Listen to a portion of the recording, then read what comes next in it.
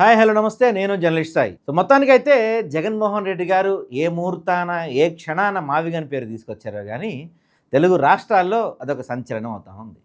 First ఆయన మావిగన్ పేరు తీసుకురాగానే దానికి ఇంకో పేరు పెట్టపోయారా, లేకపోతే రకరకాల బూతులు యాడ్ చేశారండి వీళ్ళు. ఆ బూత్ పదాలు వచ్చేలాగా అలా పెట్టాల్సింది ఇలా పెట్టాల్సిందని చెప్పి ఒక 2 రోజులు ఫుల్గా వీళ్ళ పెయిడ్ బ్యాచ్తో, ఏదైతే ఎల్లో పెయిడ్ బ్యాచ్ ఉంది కదా, బాగా కొంచెం బలీయమైన పెయిడ్ బ్యాచ్ కదా, అది వాళ్ళు ఎంతైనా ఖర్చు పెట్టగలరు కాబట్టి సో ఆ డబ్బులు పెట్టి వాళ్ళ మంది బలంతో మార్బలంతో విపరీతంగా ఖర్చు పెట్టి ఫుల్గా ట్రోల్ మెటీరియల్ చేశారు దీన్ని.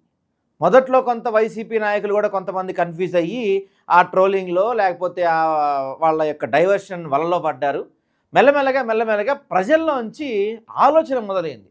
అరే నిజమే కదా, జగన్మోహన్ రెడ్డి గారు ఏం చెప్పారు, నేను అమరావతికి వ్యతిరేకం కాదు, కానీ ఆ ప్రాంతానికి వ్యతిరేకం. నేను అమరావతి పేరుకి నేనే వ్యతిరేకం కాదు, పేరు ఏదన్నా పెట్టుకోవచ్చు, కానీ ఆ ప్రాంతానికి. ఎందుకంటే దేశంలో ఏ రాజధాని కూడా, దేశంలో కాదు ప్రపంచంలో ఏ రాజధానిలో కూడా నీళ్ళు ఎత్తిపోస్తానికి ప్రత్యేకంగా ఇంత బడ్జెట్ కేటాయించిన రాజధాని అంటూ ప్రపంచంలో ఏది లేదు.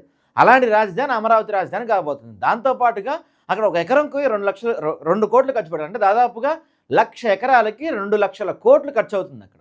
సో ఇదంతా వైబుల్ కాదు, ఇది అయ్యే పని కాదు. ప్రభుత్వాలు మారినా ఫ్యూచర్లో ఏం జరిగినా ఇదంతా ఇబ్బంది. కేంద్ర ప్రభుత్వం ఇవ్వకపోయినా అక్కడ రాజధాని పూర్తి అవ్వాలంటే ఆంధ్రప్రదేశ్ ప్రజల మీద ఒక అప్పుల భారం అయిపోద్ది తప్ప దానివల్ల ఉపయోగం లేదు. ఇది అమరావతి కాదు, ఇది ఒక భ్రమరావతి అయిపోద్ది అని చెప్పి జగన్మోహన్ రెడ్డి గారు తేల్చేశారు. సో జనంలో కూడా నిజంగానే ఆలోచన మొదలైంది.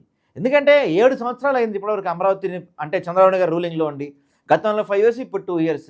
7 సంవత్సరాలు అమరావతిలో గుంటలు తవ్వటం, నీళ్ళు తోడటం సరిపోయింది తప్పించి అమరావతికి చేసింది ఏమీ లేదు. ఏమీ చేయకపోయినా అమరావతికి ఇప్పటికే దాదాపుగా 40,000 కోట్లు ఖర్చు అయ్యింది. సో ప్రజలందరూ కూడా ఆలోచించడం మొదలుపెట్టిన దగ్గర నుంచి వన్ బై వన్ ఈ పచ్చ వ్యాచ్ ఏం చేస్తున్నారు, వీళ్ళకి అలవాటే కదా, సహజంగా వీళ్ళకి అలవాటైన లక్షణం ఏంటి, యూటర్న్ తీసుకోవటం. ఇప్పుడు వీళ్ళు యూటర్న్ తీసుకోవటం మొదలు పెడతా ఉన్నారు. నిన్న చంద్రబాబు నాయుడు గారు ఏమన్నారు, సిఆర్డీఏను మావిగన్ 2 ఒకటే, జగన్మోహన్ రెడ్డి జస్ట్ పేరు మార్చాడు. సిఆర్డీఏ అంటే కూడా అదే, సిఆర్డీఏ వెనుకున్న మాస్టర్ ప్లాన్ అదే. నేను చెప్తుంది అదే కదా, జగన్మోహన్ రెడ్డి మచిలీపట్నం, విజయవాడ, గుంటూరు అంటున్నారు, సిఆర్డీఏ మ్యాప్ కూడా అదే ఉంది, కావాలంటే చూసుకోండి అని చెప్పి రాత్రికి రాత్రి వీళ్ళు ఆ అఫీషియల్ వెబ్సైట్లోంచి సిఆర్డీఏ మ్యాప్ని మార్చేశారు. గతంలో ఉన్న సిఆర్డీఏ మ్యాప్ని వీళ్ళు మార్చేసి పెద్ద మ్యాప్గా పెట్టారు. అంటే ఇప్పుడు ఏది మచిలీపట్నం, విజయవాడ, గుంటూరు కలిసి వచ్చి జగన్మోహన్ రెడ్డి ఏదైతే మావిగన్ పేరుని ప్రతిపాదించారో ఆ ప్రాంతం అంతా కలిసి వచ్చేలా వీళ్ళు సిఆర్డీఏ మ్యాప్ని మార్చారు. ఇక చంద్రబాబు నాయుడు గారు జగన్మోహన్ రెడ్డి బాటలో నడవటం మొదలుపెట్టారు. అంటే నిజమే, నేను చెప్పింది అదే కదా, కొత్త ఏముంది దాంట్లో అని ఎప్పుడైతే ఆయన చెప్పడం మొదలుపెట్టాడు, ఇక ఈ పచ్చ బ్యాచ్ మొత్తం దండుకున్నారు, మొదలుపెట్టారు. అసలు అత్యంత దారుణమైన అంశం ఏంటంటే, నిన్న ఇది తెలుసుగా, సాయంత్రం పూట ఒక వినూత్నమైన ప్రోగ్రాం వస్తుంది రోజు సాయంత్రం పూట 7కి ఏబిఎన్లో, 7కి టీవీ5లో టైమింగ్స్ ఎంత వస్తాయి. ఒక మంచి చూడచక్కనైన కుటుంబ సపరివార సమేతమైన ఒక మంచి కామెడీ ప్రోగ్రాం వస్తుంది. సో జబర్దస్త్ రేటింగ్స్ కన్నా ఎక్కువ వస్తాయి అన్నమాట ఈ కామెడీ ప్రోగ్రామ్స్కి. సో ఆ టైంలో యాజ్ యూజువల్గా శ్రీ వెంకటకృష్ణ గారు ఒక చిలక పలుకు పలికారు.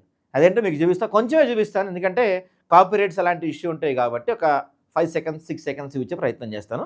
సార్ చూడండి, సార్ ఏమన్నారు. ఆలోచిస్తే ఆయన సైకాలజీని, ఆయన ఇటీవల కాలంలో చేస్తున్న కొన్ని ఎత్తుగడల్ని మనం స్టడీ చేస్తే అర్థమైంది ఏంటంటే ఇది ఒక క్రెడిట్ చోరీ. అది ఇక అంతకుమించి ఇంకేమన్నా కావాలా? ఇది ఒక క్రెడిట్ చోరీ అంట.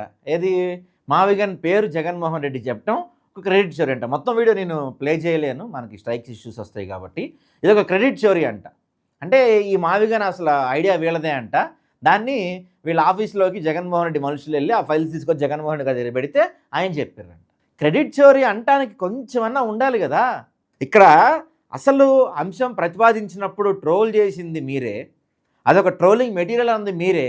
ఇప్పుడు జనమంతా దాన్ని ఆలోచించడం మొదలుపెట్టి నిజంగానే దాదాపు ఒక 40 లక్షల మంది జనాభా ఉంటారు, 110 కిలోమీటర్ల ప్రాంతం, ఇక్కడ రాజధాని కనుక ఏర్పాటు చేస్తే జస్ట్ 10-20 వేల కోట్ల నిర్మాణం అయిపోద్ది, అన్నీ అయిపోతాయి మనకి వితిన్ డేస్లో. అంటే ఇవాళ మొదలు పెడితే నెక్స్ట్ ఇయర్ ఈ పాటికల్లా అన్నీ అయిపోతాయి కదా, రాజధాని అందుబాటులోకి వచ్చేస్తుంది కదా.